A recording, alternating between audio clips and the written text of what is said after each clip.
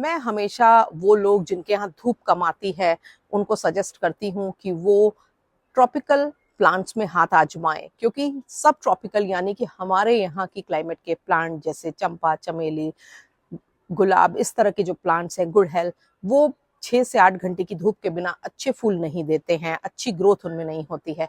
पर फिलोडेंड्रॉन ऐसे प्लांट्स हैं जो कम लाइट में इसलिए ग्रो हो जाते हैं क्योंकि ट्रॉपिकल जंगल्स में ये जहाँ ग्रो होते हैं वहाँ बड़े पेड़ के नीचे ग्रो होते हैं, उनके सहारे ग्रो होते हैं, तो इनको बहुत ही छन के धूप मिलती है। ऐसे में कम पानी, कम धूप वाले ये प्लांट वैरायटी बहुत ही शानदार होती है। इसमें बहुत सारे अच्छे खूबसूरत प्लांट हैं जो आसानी से प्रोपगेट होते हैं, और अगर आप एक बार इनको परफेक्ट लोकेशन में लगा लेते हैं तो ये बड़े और बड़े, काफी बड़े होते जाते हैं। अभी मैंने हाल ही में अपने कलेक्शन में एक नई फिलोडेंड्रॉन वैरायटी शामिल की है, और ये बड़ी पत्तियों वाली अच्छी ह्यूज वैरायटी है जो देखने में काफी ज्यादा खूबसूरत है। तो चलिए आज इसी वैरायटी के बारे में बात करेंगे। और क्योंकि मैं फिलोडेंड्रॉन की केयरिंग पे बहुत सारे वीडियोस बना चुकी हूँ, उनके प्रोपगेशन पे भी बना चुकी हूँ, तो इस वीडियो में उन पे इतनी डिटेल में बात तो नहीं करेंगे, पर इस प्लांट की जो केयरिंग है वो बिल्कुल वैसी ही है जैसी तमाम फिलोडेंड्रॉन्स की होती है। पर फिर भी क्योंकि एक 101 वीडियो है, इसलिए इसमें इसकी केयरिंग के हर एस्पेक्ट को टच तो जरूर ही करेंगे। इसको कहते हैं फिलोडेंड्रॉन आइसीमेनिया, और इसकी जो पत्तियां होती हैं वो थोड़ी ओवल और हार्ट शेप की थिक और ग्लॉसी पत्तियां होती हैं। इसकी दो वैरायटीज हैं, एक अच्छी वेरीगेटेड वैरायटी होती है जिसमें काफी ज्यादा वेरिगेशन होता है, और एक नॉर्मल ग्रीन वैरायटी होती है। और ये दोनों ही वैरायटी काफी खूबसूरत होती हैं। इसकी वेरीगेटेड वैरायटी काफी ज्यादा एक्सपेंसिव होती है। इससे ये जो बड़ा प्लांट है ये मैं एक लोकल नर्सरी से लेकर के आई हूँ, जो कि मुझे उसने 800 रुपीज प्राइस बताया था। 12 इंच की पॉट में लगा हुआ ये प्लांट है, और थोड़ी सी बार्गेनिंग के बाद उसने मुझे 600 रुपीज का ये प्लांट दे दिया। इसकी बेसिक रिक्वायरमेंट की बात कर लें तो जितना मैंने समझा है उतना है। इसको भी बिल्कुल वैसा ही मॉडरेट सन एक्सपोजर चाहिए, ब्राइट इनडायरेक्ट सनलाइट चाहिए। फिलोडेंड्रॉन को अगर आप फुल डे लाइट वाले एरिया में लगाते हैं जहां पर सीधी धूप नहीं आती है तो ये बेस्ट ग्रो होते हैं। और मैं अपने घर के नॉर्दर्न पोर्शन को फिलोडेंड्रॉन लगाने के लिए यूज करती हूँ, जहां पर आउटडोर्स में मैं फिलोडेंड्रॉन की तमाम वैरायटीज लगाती हूँ, इसलिए मैंने इसको भी वहीं पर रख दिया। कुछ कुछ देखने में ये रोजो कॉन्गो के जैसा लगता है, पर उसकी जो पत्तियां होती हैं वो ज्यादा पीली होती हैं, ज्यादा डार्क ग्रीन और मैरून कलर की होती हैं, और जब नई निकलती हैं तो ऑरेंजिश रस्ट कलर की होती हैं। पर इसकी जो पत्तियां हैं वो ग्रीन है, और लाइट ग्रीन कलर की ज्यादा हैं, काफी ग्लॉसी हैं, थिक हैं, और इस तरह से स्पाइरल वे में ये प्लांट बढ़ता है, यानी कि इसमें से चारों तरफ से पत्तियां निकलती हैं। और आप देख सकते हैं इसमें बहुत सारी एरियल रूट दिख रही हैं, इवन इस पॉट में ऊपर भी काफी सारी रूट्स दिख रही हैं। पर इसका मतलब ये नहीं है कि इसको लाते ही मुझे रिपोर्ट करना है। फिलोडेंड्रॉन के केस में पॉट के साइज उतना मैटर नहीं करता है। फिलोडेंड्रॉन की बड़ी सी बड़ी वैरायटी के लिए भी 8 से 10 इंच का पॉट मोर देन सफिशिएंट होता है, उसमें आप इनको लंबे समय तक ग्रो कर सकते हैं। और मिट्टी भी तुरंत बदलने की जरूरत नहीं है, क्योंकि एक अच्छा हेल्दी प्लांट है। तो बस मैं ऊपर कुछ कंपोस्ट डाल दूंगी, और फिर उसके बाद इस प्लांट को बिना डिस्टर्ब किए अपने तमाम अरॉइड्स के संग रख दूंगी।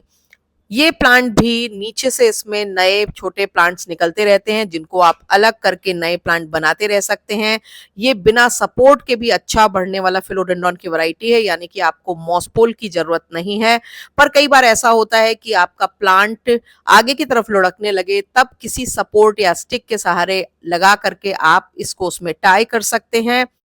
मैंने ये ऑब्जर्व किया है कि अगर आपके पास आउटडोर्स में जगह है तो नॉर्थ में ये प्लांट अच्छे चलते हैं, क्योंकि इनकी रिक्वायरमेंट की सनलाइट, फुल डे लाइट इनको मिलती है, जिससे कि ये प्लांट हेल्दी रहते हैं।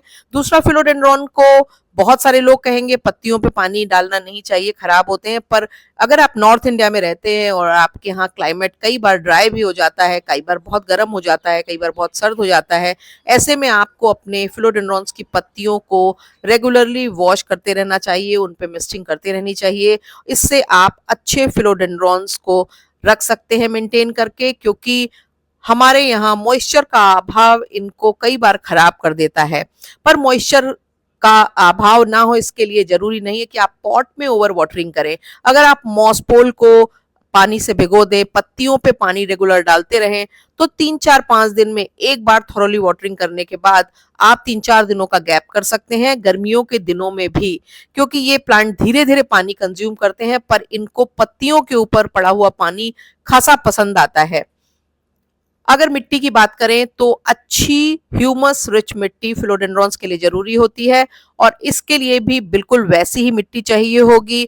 तमाम अरॉइड्स के लिए सॉइल कैसे बनाएं, इस पे मेरा एक वीडियो है जिसको देख करके आप एक अच्छी बहुत ही बढ़िया अरॉइड सॉइल बना सकते हैं, जो काफी चंकी भी हो, चिकनी भी ना हो, और जिसमें आपके फिलोडेंड्रॉन्स की रूट अच्छे से पेनिट्रेट हो, अच्छे से ग्रो करें और आपके प्लांट को प्रॉपर न्यूट्रिएंट्स मिलते रहें। पर मोटा मोटी प्रोपोर्शन मान ले तो 30-40% गार्डन सॉइल, 30-40% के करीब सैंड आपकी मिट्टी के टेक्सचर के हिसाब से आप यूज कीजिए। अगर आपकी अच्छी गार्डन सॉइल है तो सैंड की क्वांटिटी घटा दीजिए, अगर आपकी मिट्टी चिकनी है तो सैंड की क्वांटिटी बढ़ा दीजिए। इसके अलावा कम से कम 30 से 40% ऑर्गेनिक मैन्योर डालना चाहिए।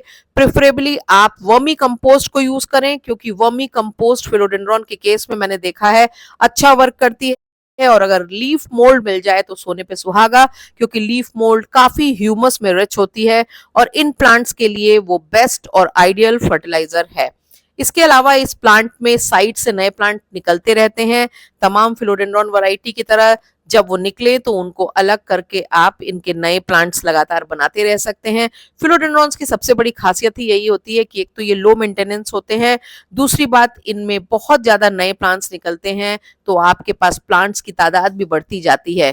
और खास करके बड़ी लीव्स वाली फिलोडेंड्रॉन वैरायटी के अगर आपके पास 2-3 भी प्लांट होंगे तो वो काफी ज्यादा एरिया को कवर करेंगे। तो जिन लोगों के पास बड़ा एरिया है उनके लिए बड़ी पत्तियों वाली ये जो वैरायटीज हैं ये काफी ज्यादा अच्छी होती हैं और काफी कारगर साबित हो सकती हैं। फर्टिलाइजर की जहां तक बात करूं तो साल में कम से कम 4-5 बार अच्छा ऑर्गेनिक मैन्योर इनको देना ही होगा आपको। और इसके अलावा आप इसमें एनपीके 19-19-19 को पानी में डाइल्यूट करके या फिर लिक्विड ऑर्गेनिक मैन्योर जो कि हाई नाइट्रोजन हो, उसको आप इस प्लांट में लगातार हर 1.5-2 महीने पे डालते रहिए, जिससे कि इनको प्रॉपर न्यूट्रिशन मिलता रहे और इस प्लांट की पत्तियां चमकीली और खूबसूरत दिखाई देती रहें। पत्तियां हेल्दी रहे, बड़ी हो, शाइनी हो, इसके लिए आप रेगुलर इनमें माइक्रो न्यूट्रिएंट को जरूर यूज करिए। आप इनमें चिलेटेड माइक्रो न्यूट्रिएंट यूज कर सकते हैं या फिर सीवीड फर्टिलाइजर यूज कर सकते हैं, ग्रेन्युलर यूज कर सकते हैं, लिक्विड यूज कर सकते हैं, पाउडर फॉर्म में यूज कर सकते हैं। और इनको कम से कम साल में 2-3 बार तो माइक्रो न्यूट्रिएंट की डोज दें ही, ताकि इनमें माइक्रो न्यूट्रिएंट्स की कमी ना हो। क्योंकि अगर माइक्रो न्यूट्रिएंट की कमी होती है तो जो आप नाइट्रोजन रिच फर्टिलाइजर डालते हैं तो प्लांट में उनका मेटाबॉलिज्म प्रॉपर नहीं होता है और वो प्लांट को पूरी तरह से लग नहीं पाते हैं, वेस्ट हो जाते हैं। और प्लांट में क्लोरोफिल भी कम बनता है, तो पत्तियों की जो शाइन है, पत्तियों का जो कलर है, उसमें फर्क पड़ता है। इसलिए आप रेगुलरली माइक्रो न्यूट्रिएंट की डोज इनको देते रहें। और साथ ही साथ ऑर्गेनिक मैन्योर हमेशा साल में कम से 3 से 5 बार तक अपने यहाँ की मिट्टी की क्वालिटी के अनुसार यूज कर सकते हैं। अगर अभी तक आपने मेरे चैनल को सब्सक्राइब नहीं किया है तो मेरी गुजारिश है चैनल को सब्सक्राइब करें, बेल आइकन जरूर पुश कर दीजिएगा, ताकि गार्डनिंग से जुड़े हुए मैं जो भी अपडेट करूं वो आप तक पहुंचे। वीडियोस पसंद आने पर उनको अपने गार्डनिंग लविंग फ्रेंड्स के संग शेयर करना और उन पे कमेंट करना, लाइक करना बिल्कुल मत भूला करें, क्योंकि ऐसा करने से हमारे वीडियोस की रीच बढ़ती है, वो ज्यादा लोगों तक पहुंचते हैं।